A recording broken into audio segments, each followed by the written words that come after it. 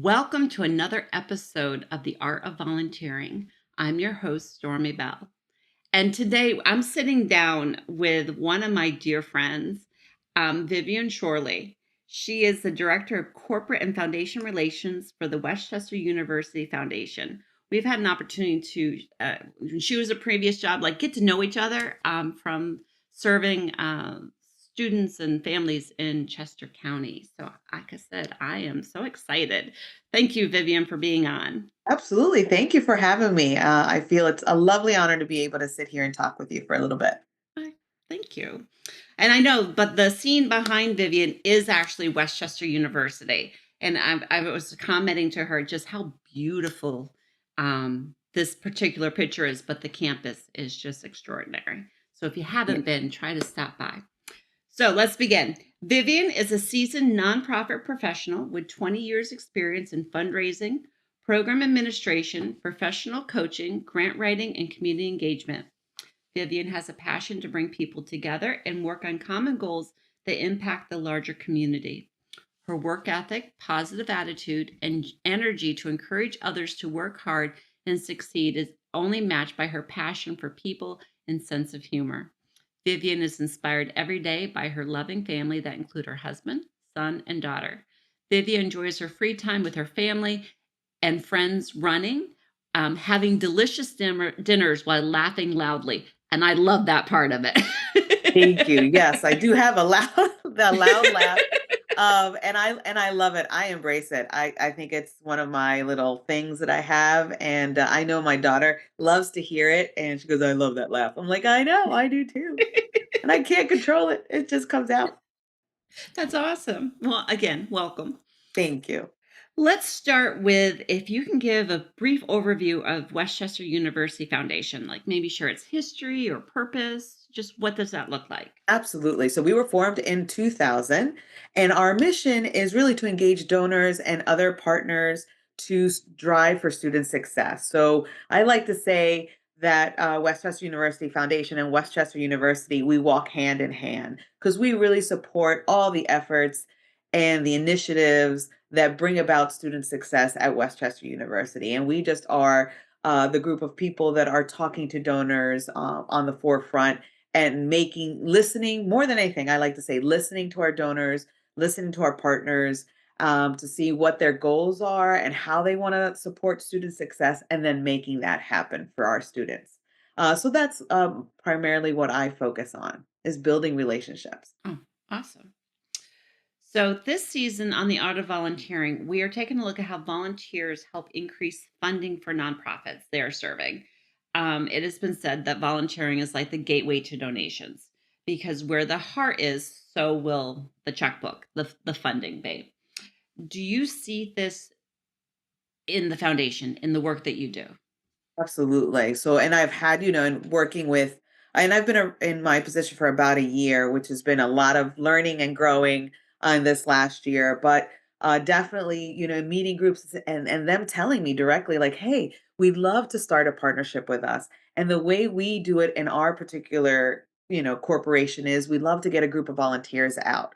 And so last year I was just trying to learn as many ways that I could bring about that on campus. So I know we have a lovely garden. Actually, we have several lovely gardens. So one of the ways that I'm trying to incorporate volunteers this spring is by helping us with cleaning up the garden, getting ready the garden to sow so that the growing season that's coming in the spring and the summer, someone's taking care of that. So that is something that I'm looking for as soon as I get the go ahead to get a group of 8 or 10 of us from different corporates that have said to me, hey, we'd love to just be hands on campus to get them out to start that relationship. Again, I think when you get people out, you get them on campus, you get them talking to students, it's almost like a natural connection. And again, there's no pressure for the support. It's just starting that relationship. Let's just start. I one of the things I've learned in the last year is I like to listen. Let me listen to what you want to do. Let me listen to what makes the most sense for you or what is your passion, and then we'll start there. And so, if volunteering on our campus and helping students in that way is your passion and the way you want to start, then let's get you on board. to get you on the campus to do things. And we have a variety of things to offer, but that's definitely one that's coming right now in the spring that I'm hoping to introduce some folks onto campus through our gardening program.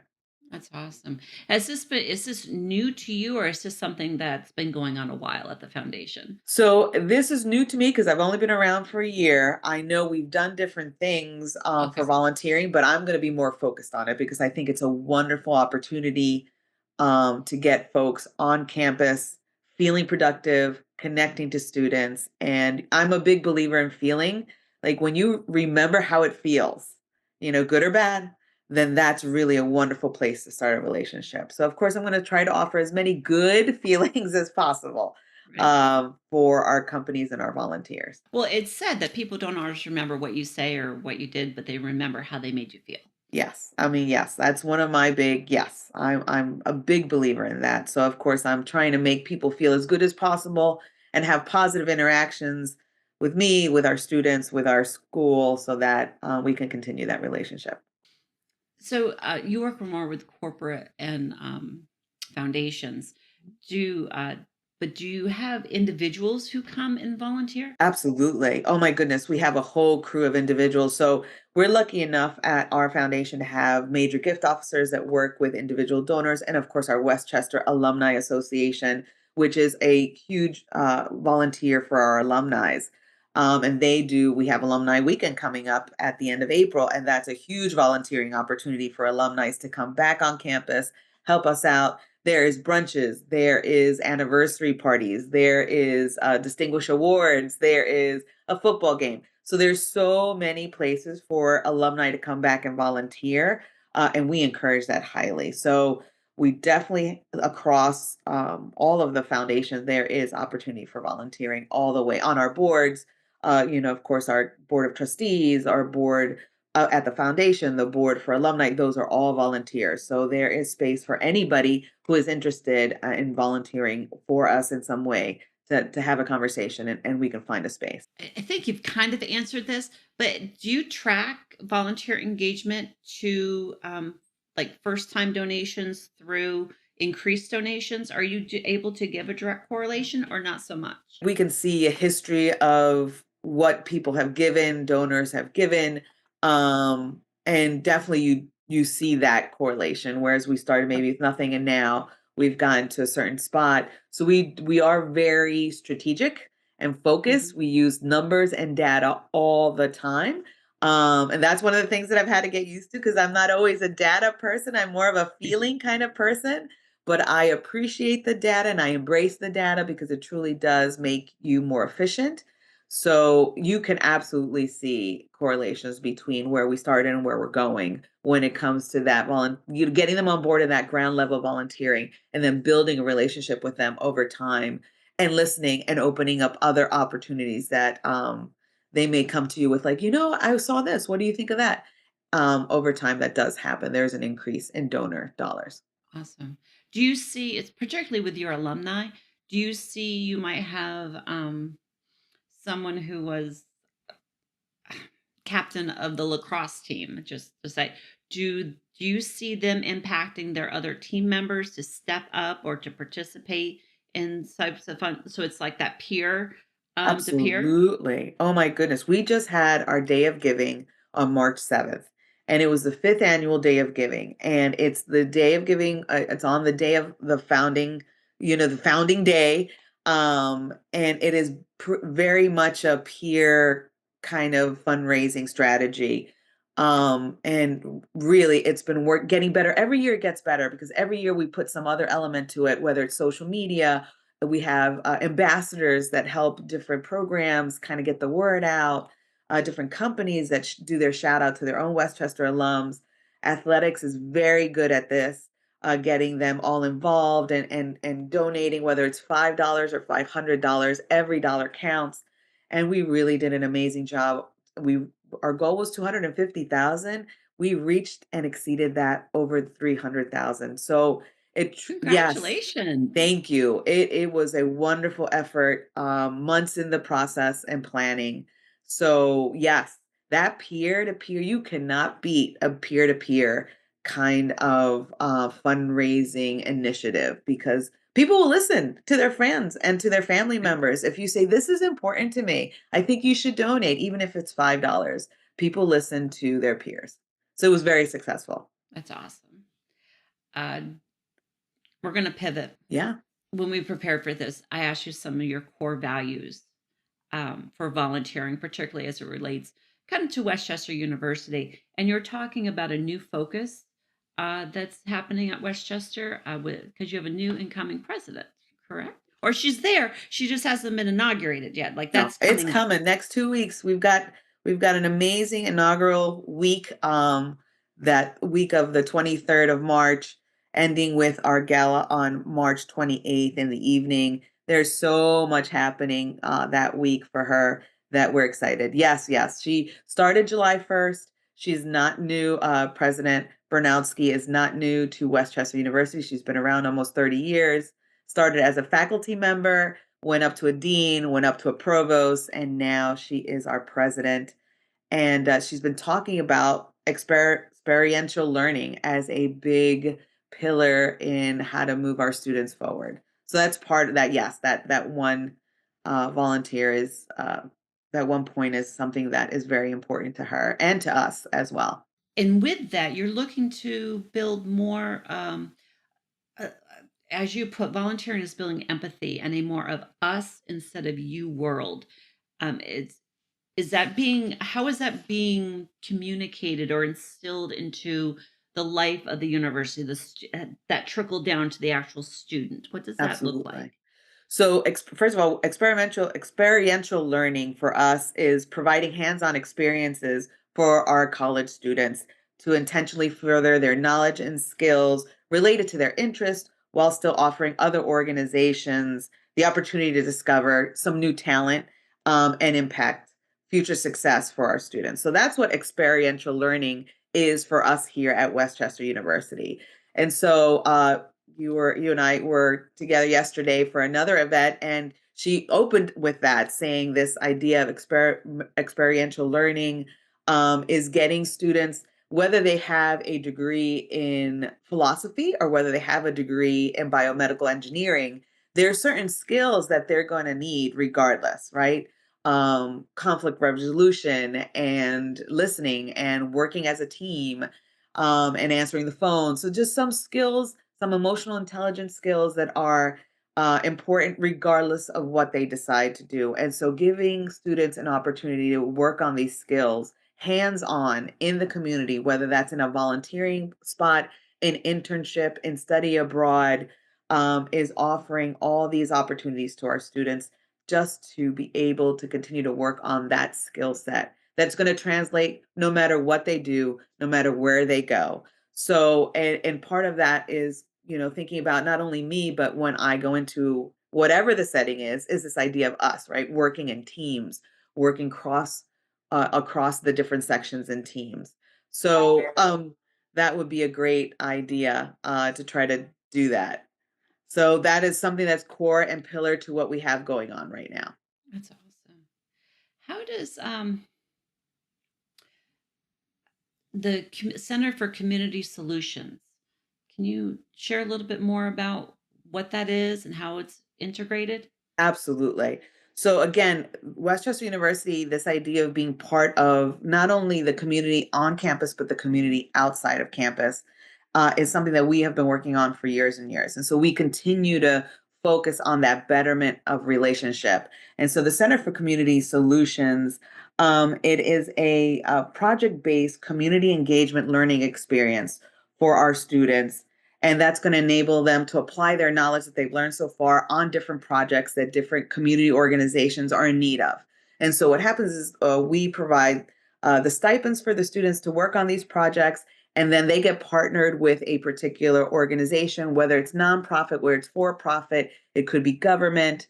And then they go ahead and do that project for them. They learn alongside the organization, and then they produce this project at the end to give back to the nonprofit that works with them. So again, great way to partner short-term project, getting more skills, not so much a traditional internship, but something that can be offered short-term for a learning value for our students. That's awesome. And most of my listeners know that I have a day job and I work for a nonprofit.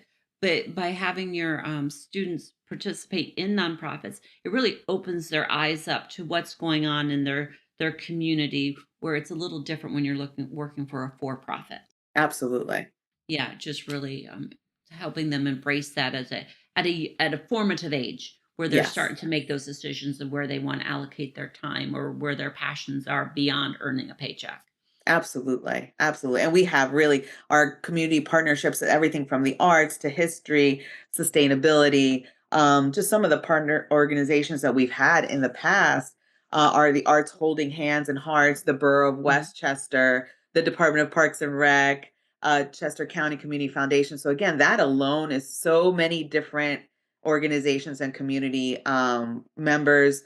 It gives our students just a chance to get out of the little bubble. Sometimes, we're all kind of going in like this. Yeah. We just Yeah. need to get marketing 101. We need to get an A there. And they're so focused on just trying to get their studies done. But we know, a whole other world where their skills could be translated into something very useful for any one of these nonprofit organizations or federal or state agencies. Right.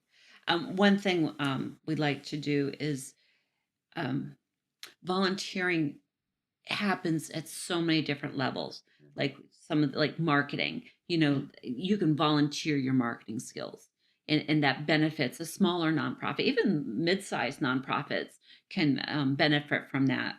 It's really anything that you're learning professionally that can that there are organizations that can be used for.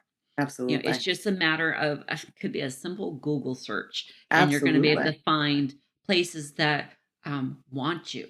Absolutely. Yeah. So let's pivot. Do you have a volunteer journey? I do. So I currently sit on the board. It's called Destination STEM. It's a small nonprofit here in Montgomery County. And our mission is to focus on high school students of color who want to go into the STEM sciences. It's very personal to me because I have a son who is an electrical engineer at Temple. So it's very close to my heart. And I am not a science brain at all. I'm a social worker at heart. So I admire those who can do the science. I think I had like geography, not geography, geometry, and I don't remember any other math besides that. So I really don't have that type of brain. But I will love you good. That's what I can do. But we need those types of brains because we really have so much advancement happening. So it is a personal place for me, and I've been on that board for the last 2 years, and we provide scholarships and just mentoring our college graduates go into high school settings on Zoom and just talk to students who may be interested in the STEM careers, just to let them know what it looks like, what it feels like, what things are challenges, what things will help them develop those skills. And so, again, it's just like a mentoring between some of our college students and our high school students. And of course, supporting students who want to go into those fields is also important. Okay. Why do you volunteer? Here because it's wonderful to give back. It keeps you connected and it keeps you just aware of what's happening in those fields. Like I said, it's very close to me because of my own son and how he is going along in his journey. And I just always want to make sure the people coming behind him also have the same space. I always say, I try to coach and mentor as many people as I can because I'm going to retire one day and I want someone to fill my job and to fill it well and to fill it for the right reasons. So I volunteer and I've always coached and mentored so that the next person can get into my spot and take it and run with it and do it better. Okay. I like that. Yeah. Okay. I have one more question. Yeah. Can you share a blooper? Oh my goodness. Something that it doesn't mean it went wrong. Like people think mistake. It's not that. It's something that didn't go as planned. And what did you learn from it? Oh my goodness. So I'm a big proponent of bloopers, personally and professionally. I've been lucky enough to have managed staff throughout my life. Sometimes one or two, sometimes 10. And when a staff has ever come into an office and said, "Oh my God, this is what I just did," and then I would listen to whatever it was, and I'd be like, "Oh, you're good. Well, this is what we're gonna. That's okay. That's not. It's fine." So being able to alleviate someone's sense of, "Oh no, I've done this thing, and saying, "That's it is a mistake and we're going to figure it out, but you'll be all right." So I personally love mistakes. I think they are tremendous forms of learning. And I think people need to embrace failure more. So I'm going to say that just as a Okay. professional and personal thing. I love mistakes because you never forget how they feel. And you always try to improve that. Again, I've been at this role for about a year. The campus is ginormous in a wonderful way. And I had a funder coming to visit, and I had thought I had done all my homework and trying to make sure that that person was getting to the right spot on campus. And we were not able to find that spot together.